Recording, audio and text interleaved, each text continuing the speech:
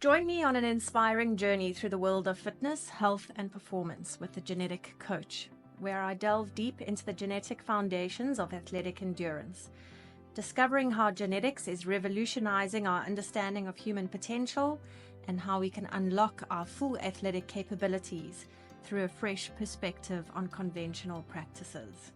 We are very excited to welcome today our special guest, Daryl Impey.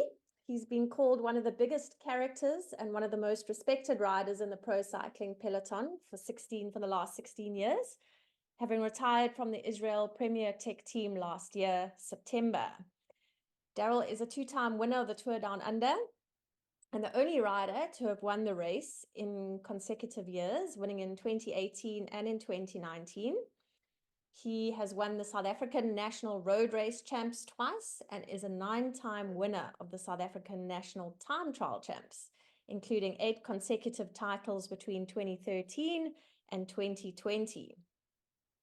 In 2013, Daryl became the first African rider to wear the yellow jersey at the Tour de France, doing so for 2 days. And 6 years later, he won his first individual stage at the race, winning the 9th stage in Brioude. He's racked up 33 wins during his pro career and now fulfills the role of a director sportif for the Israel Premier Tech team. So hello, Daryl, and thanks so much for taking the time out to chat to us. Thanks, Tom. Yeah, sitting up here at actually the training camp in Isola, for the Tour de France. So I'm happy I'm indoors because it's freezing outside, and I'm happy I don't have to ride my bike. You're not riding the bike. So tell us a little bit about what a training camp involves and what it's like now seeing the world from the car instead of from your bike. Look, there's so many logistics now that go into it. I mean, here we at the training camp, we've got, we don't have the full team here because some guys are racing, but we have 9 riders up here now. We have a chef that's also here cooking for them, and we have some soigneurs that are going to be giving massages, making bottles. We've got mechanics up here, so it's a full setup up here. It's this is the final camp that these guys are going to all be together and getting ready now for the Tour de France, because after this camp they'll go into a racing block, which will be Dauphiné and Swiss. So pretty much, it's not about selection. It's not about making any calls like that now, but it's about getting the guys as prepared and as ready as they can be for the Dauphiné in Switzerland, and giving them all an equal shot of trying to make the Tour de France team. Right. And how many days is it, the full camp? We've been up here. We're going to be up here for 21 days. So Wow. we're staying we're staying at about 2,100 meters above sea level. So yeah, we're just basically bunkering down up top. So every day it's 17K descent down for training, and it's also 17K uphill every day for the boys. So even on their recovery rides, we try and make it a little bit of we try and give them some variety. Some guys ride up top. Some guys are even riding in the sauna now. Some guys are, it's crazy. The lengths that the guys are going to, And then other guys just really want to have like a chilled out day. We'll drive down to the bottom. I'll even go riding with them, if it's just an hour, and pick up some things what they're saying. Yeah, it's actually good to ride with them. Riding the e-bike a little bit. Yeah. Well, that was actually pretty useful. So we're using the e-bike as well, like as a motor pacing tool. So yeah, we kind of just I was a designated rider, so it was quite fun for me, because it was still a workout for me, because these guys are so fit. You forget how fit you actually were. When I think about like how easy I used to do these kinds of rides. The other day I went riding just with them right at the end. I thought, I'll just jump on my normal bike. Yeah. And I couldn't stay with them. It was so disappointing. So use it. The level that the guys are riding at, it's such a high level. You lose it quickly too. But I mean, the whole point of this camp is just also getting everybody on the same page. Just getting the camaraderie between the group. Although it's still a lot of guys. There is a little bit of people are unsure if they're going to the tour. There's, we can only take 8 guys. Luckily, I don't have to make that decision. I'm purely just facilitating at the camp. We've got coaches here that are running the camp in terms of the hours and the efforts and the things the guys are doing. And I'm kind of just helping them out with some logistics, some things like that. And then also just talking to the guys throughout the week. Okay.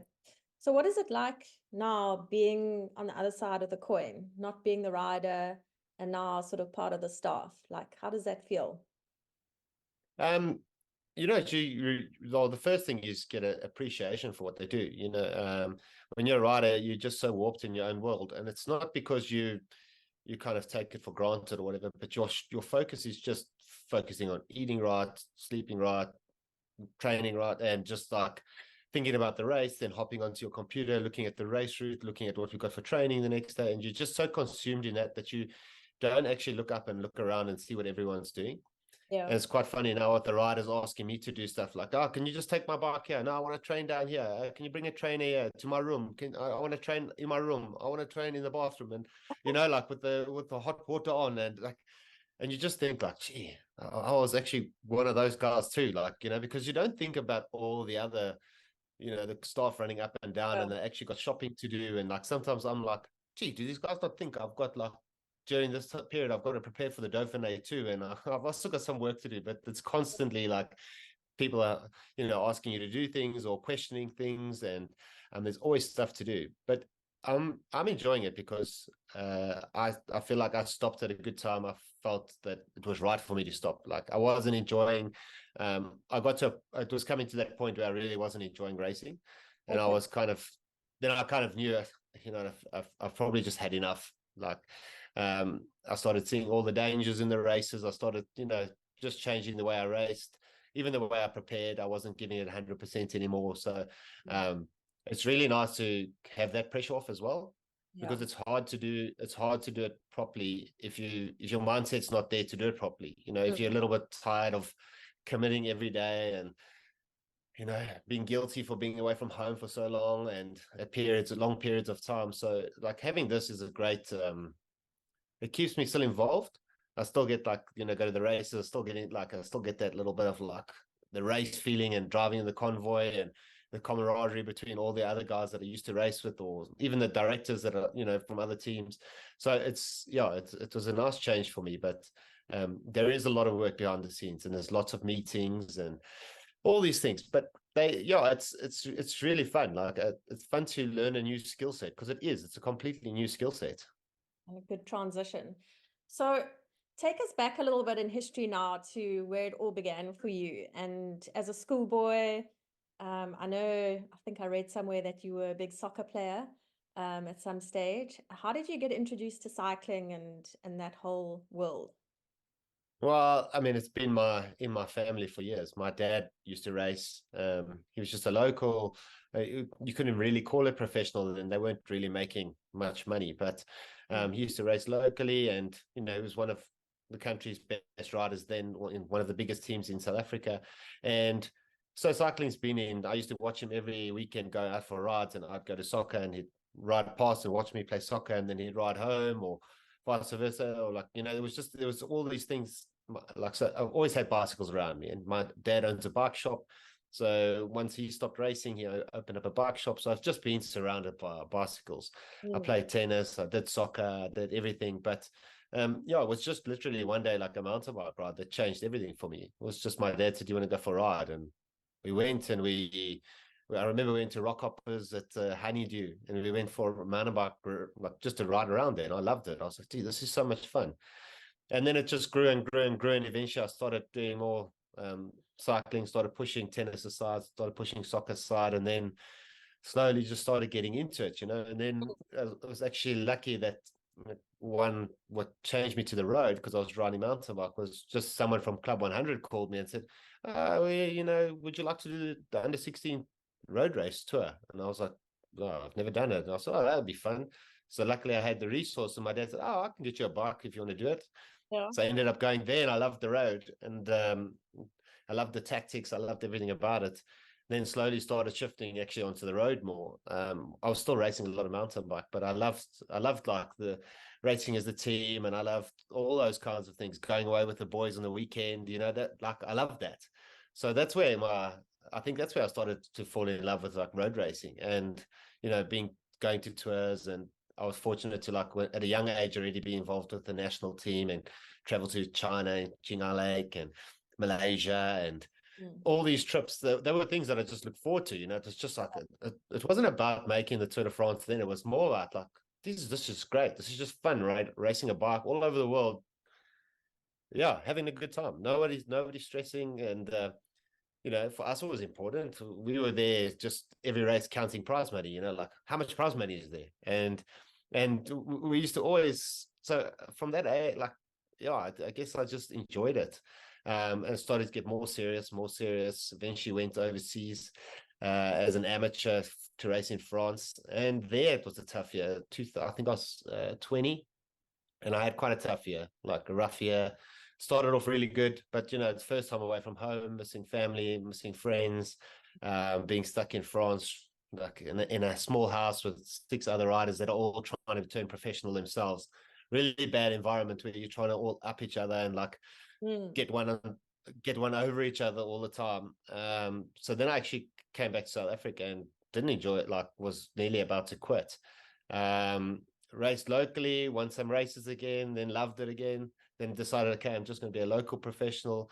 And then the catalyst was when Robbie Hunter won the stage in the Tour, and that kind of just pinged to me because I was winning a lot in South Africa, and I thought, gee, it's doable. I knew it was far from where I was, but I was like, oh, it's doable. And it was just a simple message to Robbie to say, congrats, man, it's amazing to see what you did. And he just said, listen, I have an opportunity to bring 1 or 2 South Africans across, do you want to come? And I was like, oh, I'm keen. And then we had a phone call, and he opened the door for me. And the other one was Chris Froome, So the 2 of us both got a ride thanks to Robbie. And I was super fortunate to get that, that second chance of going to Europe and racing and also going straight into a pro team. Yeah. And even then it was difficult. It was, a level above. Chris adapted a lot quicker than what I did. It was a level above me. So the first year I kind of was just playing catch up, just getting into the level of racing, and I was just trying to figure it all out. Tactics, where to be in the bunch. I had no idea. I hadn't raced in Europe at all. And slowly as the years went by, then found my way. Then Barloworld folded, and I went to Radio Shack, which was awesome. Got the chance to ride with Lance and all of these guys, Claude, yeah, and Andreas Kloden and Levi Lapalma, and these were guys who I was seeing on the Tour de France. Wow, I'm in the World Tour now. I'm in the big leagues. Didn't have a super year. They didn't have a bad year, but decided to go to an Australian team, which then folded. They told us in December. And then I had no options. So then I came back to South Africa for 6 months, raced locally again, did Tour of Morocco. So I was coming from the World Tour back to racing your local Sunday races back in South Africa, which was a big shock. And I still had my place in Europe, because I was, I didn't go back because I hadn't even had the chance to go back because everything happened so quickly. And when they broke the news, I was in Australia, and then I was flying back to South Africa. Then I was like, well, I'm not going to Europe now. What for? I don't even have a job. Wow. So then we just raced. I just raced in South Africa and just kept knocking on every door, trying to ask teams around the block, everywhere in Europe, knocking on any team's door. And finally, NetApp actually asked me if I could want to come do Tour of Germany and then do Tour de Suisse for them. And I was like, cheers. So then I jumped ship, came back to Europe. I actually rented. On the way before that, before coming, I was racing in Morocco, and on that trip I actually remember flying to Europe first. I flew via Spain, and I actually took all my stuff out of the apartment, put it all in Dan Martin's house, and I left it all in his garage because I was like, I couldn't afford the rent. I was like, I can't keep this place. And I remember flying to Morocco with my pillows, and because I was like, oh, these are good pillows. I bought these pillows, I'm not going to let go of them. And I remember shoving them into my butt bag, and I came back to South Africa, and then the door opened to go back to Europe. So then after I'd closed everything down, a month later I was back in Europe. Yeah. So then I decided to live with Dan Martin for 6 months until I had some clarity of okay, where's this going? This is an opportunity, but maybe it's not going to be.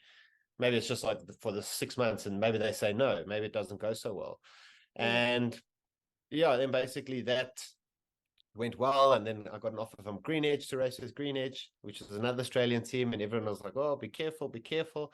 But I knew they were, I knew the guys going there. I was thought, okay, if all these guys are going, it's got to be going through this time. It was a completely different team, and yeah, then I spent amazing years there. Like I really found myself. I worked well with the riders. I found myself as a rider, and I chipped my way through the team. I started off as a helper. I was one of the last guys they signed, and I worked my way through the ladder there through the 9 years of being there.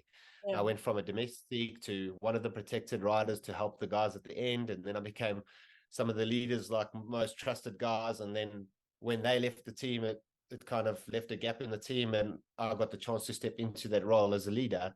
And throughout those 9 years there, like I had the yellow jersey, I won a stage in the tour, I won, like you said, all these races. And it was just a place, it was a great environment for me to be in, because the Australian riders, a lot of them were my friends.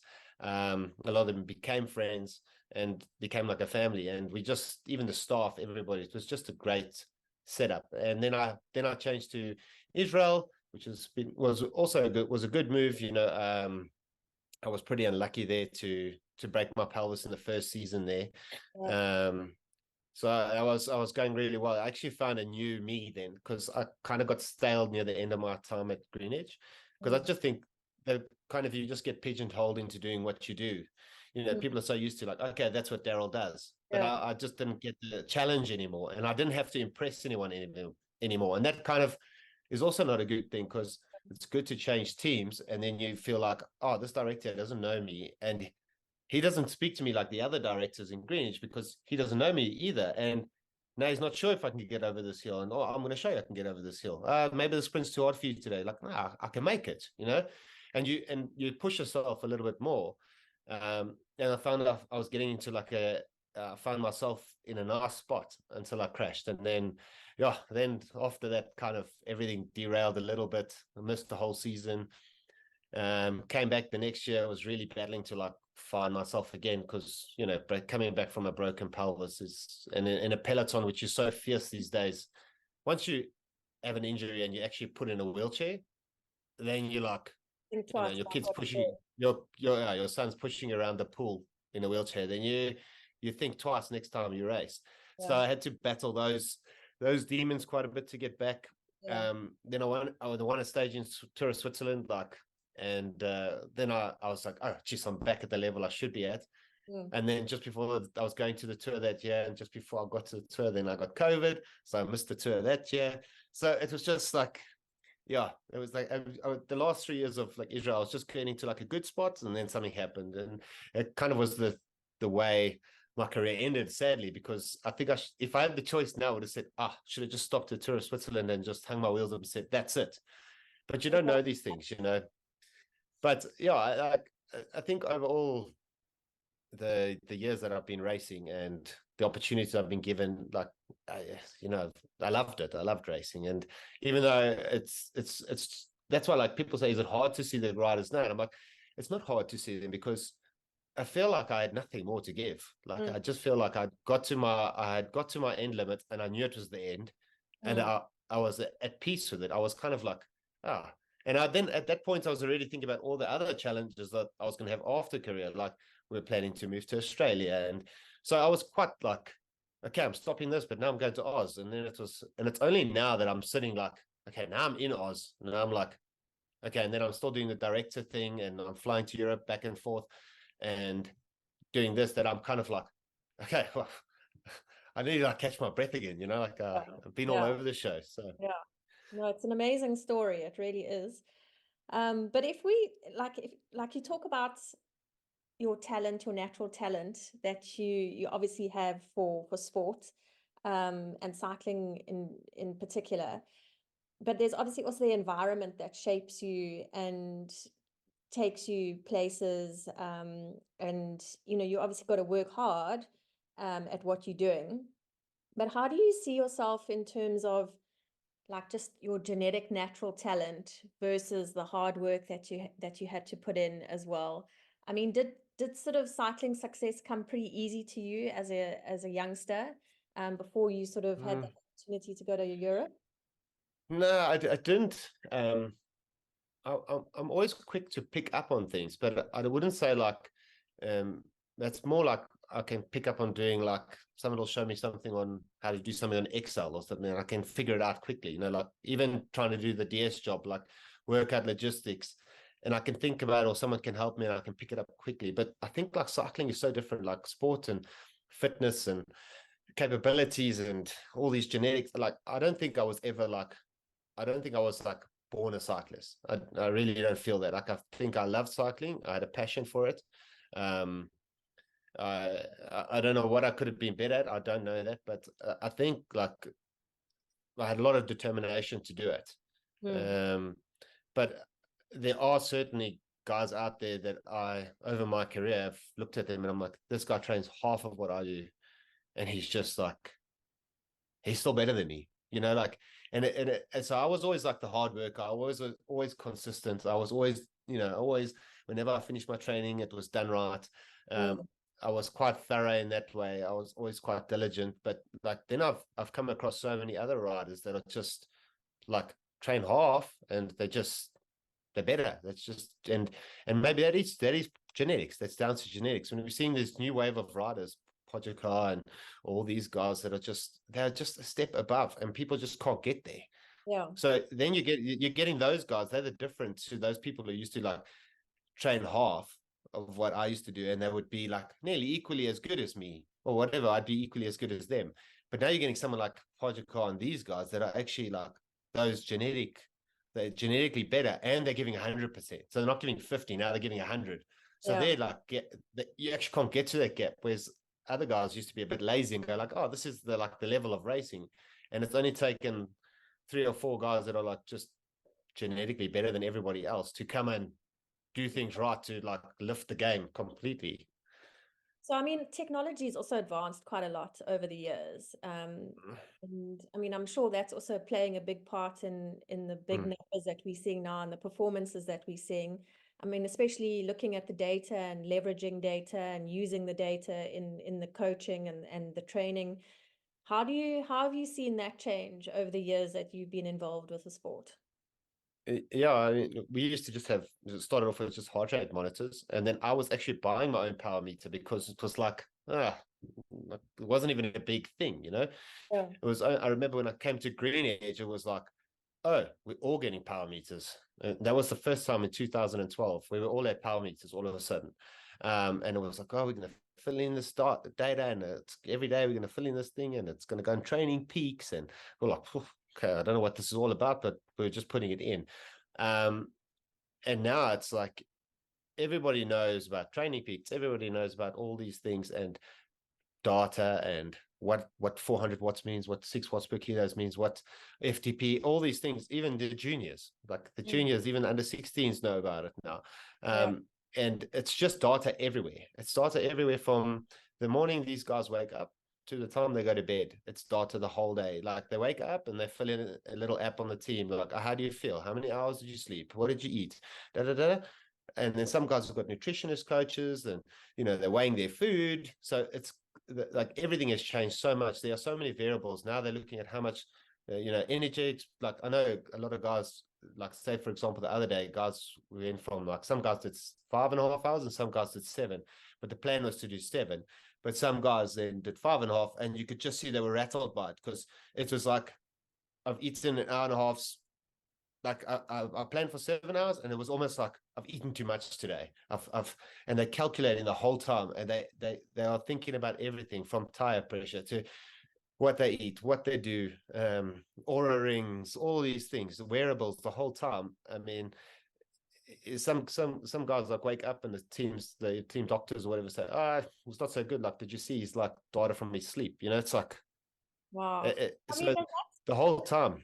yeah, does that surely that must add like such a huge component of like mental stress and pressure to know Yeah. that you're being analyzed to every last little piece, and like your enjoyment of what you're doing just kind of disappears then, doesn't it? Like, how does your motivation? Well, yeah. Well, for me it did. For me it did. Like for me, I lost a bit of like what is this all about? It's like even the other day when we finished training and then guys were like riding in the sauna afterwards, and I'm just like, where did it go?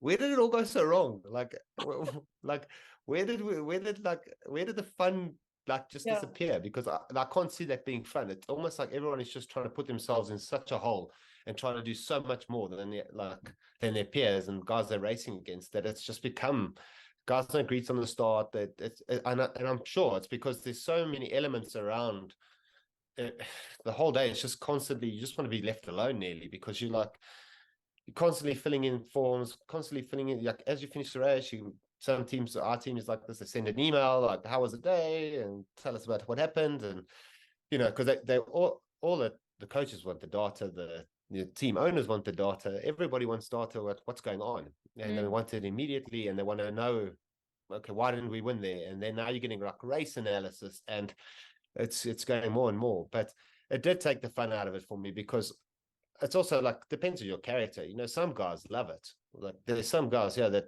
will opt for it. Like, oh, I need more information. It's the same when saying stuff on the radio in the cars. Like, some riders want to know every single turn, and some riders are, please just tell me the crucial points. So it's very hard to find a balance now when there's so many things out there.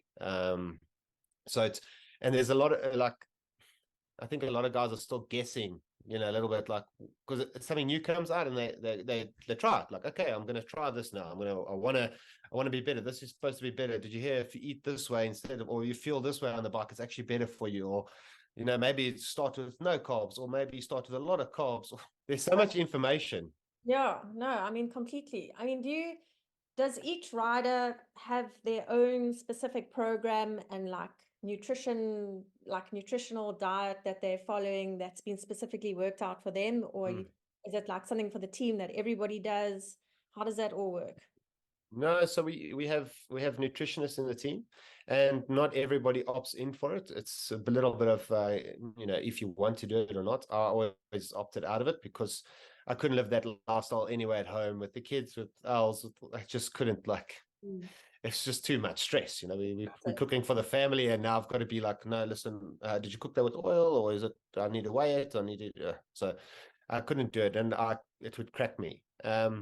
But the guys that do opt into that kind of a nutrition program, every day they've got someone there telling them they finished training, the nutritionist updates, okay, this is your target for eating today to recover, and this is later on you can have a snack, and it can be so much as a snack. Yes, and then they've got like a list of ideas of what kind of food that is. It's a yogurt or a banana, or muesli or whatever, or just plain white rice, or depending on what they're trying to achieve as well. Because sometimes, like some guys up here are trying to achieve a little, lose 1 or 2 kilos. Some guys are coming here they just want to achieve performance, and they just want to get strong, and they just want to be like fueling adequately for every training day, so they get the most out of themselves. And and then there's the guys that kind of like me, there are some of them still that just a little bit loose, like, I'm hungry, I'll eat, or it's enough for me, or it's not. But you've got to choose. You've got to choose one approach or the other. You can't mix them, because you just get so confused. So it's either you opt in or you opt out. But I mean, at races, there'll always be like a guideline for everybody. So, hey guys, today was a big day, harder than we expected. We spent 4,500 kilojoules or whatever. These are guidelines for your body weight. So much rice, so much this, and they'll know what the chefs put in the bus. So they'll know, okay, there was chicken, and everything will be like, portioned out a bit, so that guys, it's easy to calculate what they want to eat. So it's become very, very demanding on the chefs. It's become very demanding on the staff as well. Like, just you think simple things now, like feed bags, and it's also so crucial now where you put bottle points and all these things. Like, okay, the bottle point, what do they have? Do they have a big carb drink, like 80 grams of carbs per hour, or do they have a 45 gram, or what do they have? So it's very, very difficult. Yeah. And tell me, in terms of like a coaching and a program and the training that you follow, have you been following a coach's program, and like, have you ever disagreed with your coach as to what's been prescribed? Yeah, for sure. Like, not, I would say like disagree, but challenge it's more to get the understanding why I'm doing it. I mean, nobody wants to do hard efforts, but if there's some context behind it and I knew, okay, that's why. Now I'm thinking of improving your VO2, or this is what we need to work on. This is what you're short on at the race. Then you can understand it. So, no, I only started getting a coach when I came to Greenwich in 2012. So prior to that, I had no coaching. So I kind of did it all on my own and just, soaking information off around people around me. Yeah. And then, but once I got a coach, I realized how beneficial it was, because I didn't have to think anymore. Once I put my trust in a coach, and I was with Mark Quad for my whole career basically after that. So, once you find a guy you work with someone you can relate well with, someone who understands you, and you both have confidence in each other, then that's a good working relationship. Yeah. Yeah. And just, I know we're running out of time a little bit here, but recovery strategies. What are your most favorite strategies or your go-to strategies that you'll use all the time?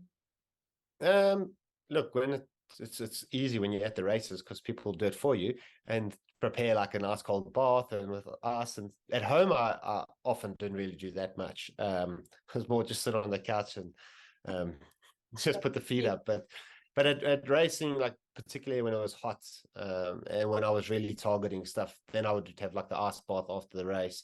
I found that at night also just cooled you down and slept well.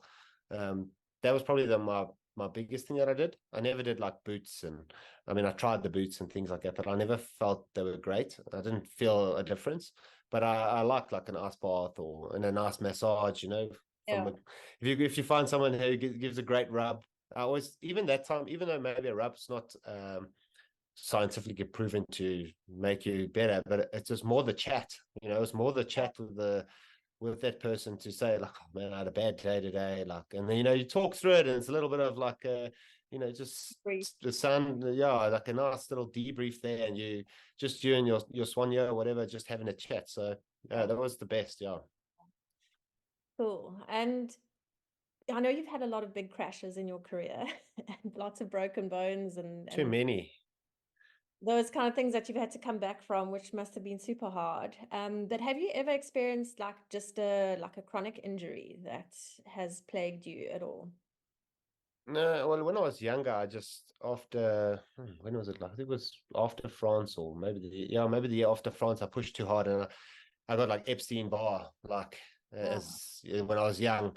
And I think I was just training so much. I don't know if that's what brought it on, but that was probably the only time, apart from crashes, that I've actually been out. Like I've never been like seriously ill or, luckily at like great. I've never had that issue. The injuries I had took me out for long enough. No, I never had a lot. I never had a lot of crashes, but I had big crashes. Like I did a good job.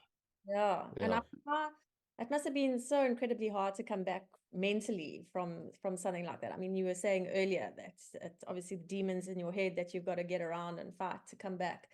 But I mean, obviously your family helped you get through those difficult times. What else helped you to come back as a stronger athlete? I think family is important, and then good teams behind me, good staff, backing you up, checking in, things like that. But yeah, when I crashed, it was more like, when can I get up and race again? It was like, it's just a weird mindset, and that changed definitely after the last crash. But before that, I was thinking, I never used to have like, oh, I'm coming back and my shoulder, I broke my collarbone, I'm scared in the peloton. I just like went back in. Just like, and I think it was just that last crash. It was probably one crash too much that sealed it for me, because before that I was thinking, I never used to get like, I used to just be like, okay, what's it going to take on the turbo? Let's go. But when I crashed and I broke my pelvis, then it was a big one. And I was like, oof, that kind of like ended it for me. But before that, it was more like just, you want to get out there, you feel like you're missing out, and it's always like there's always another race coming up and another target, and it's the Volta or it's the Tour or it's the Giro or it's something, and you're like, I don't want to miss out. So you're like, I need to get back on my bike. Like after 4 days, whatever, you got the stitches in, you've had an operation, you're riding one arm, you just like, but what I do what I do regret is now when I'm older is like not giving myself time to recover. That's one of my biggest regrets, is like not giving myself a chance to heal. Like, and there's no doubt that even after the last crash that I had, that while I gave myself time to heal, like for the bones, I think mentally I didn't give myself a mental chance to. I was like, okay, get back in the racing. Let's try. Let's get back in. You don't want to end your career like this. And I should have actually just stepped back a bit and gone, oh, hold on. I've actually got to address some other stuff first before I actually start training. Yeah. Okay, cool. So just last question. I know you competed in the Epic this year, and that's the Tour de France of mountain biking. How did you find that compared to the real Tour de France on the road? It's so hard to answer this because, like, I was thinking, how do I answer this without it being like the road is longer and the road is are still like harder, but then I also don't have I never raced the Epic, so I can't also compare. So, and I always think, geez, maybe I'm going to say this and it's going to sound a little bit cocky, or it's not.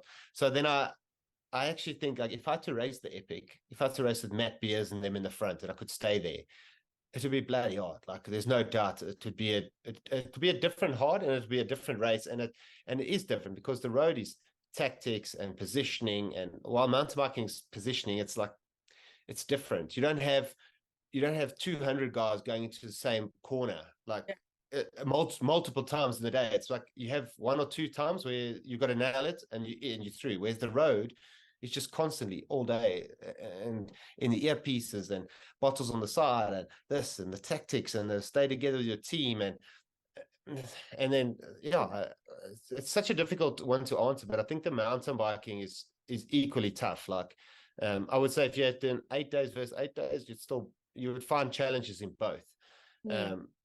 And I think like that mountain biking race, I think 8 days is probably enough anyway. It's like I was tired after 8 days, you know, and I wasn't even racing. I was like, I'm just tired of the beating from the mountain bike, and they're different. And like the sort of France, you fans on the side of the road, and you're traveling, and you 2 hours before the start, 2 hours after this race. Sometimes it's it's madness. It's just moving all the time. With the Epic is a bit more like, you can be in the same place for a few days, which is nice. A little bit of chill time. So will you come back and do it again? Yeah, of course. But I loved the Epic. I loved racing my bike or riding my bike at the back there. I loved like being able to like go back where it started, where I just used to ride for fun. Yeah. And like I was riding with Dave, and we were raising money, and it was great. It was just good fun. Yeah. I think the main thing is that you enjoyed riding your bike, and I think that's where the passion lies. And it's so great to see that you can, after a professional career, still enjoy your bike. I think that says a lot. Yeah. What you've achieved in your sporting career. So that's awesome to see. So yeah, I think that's all we've got time for. Our meeting is going to run out soon. So, but thanks so much again for joining us and for answering all the questions and sharing your stories. And yeah, hopefully we'll catch up with you again when you're in South Africa soon. Awesome. Thanks, Doc. Nice chatting to you.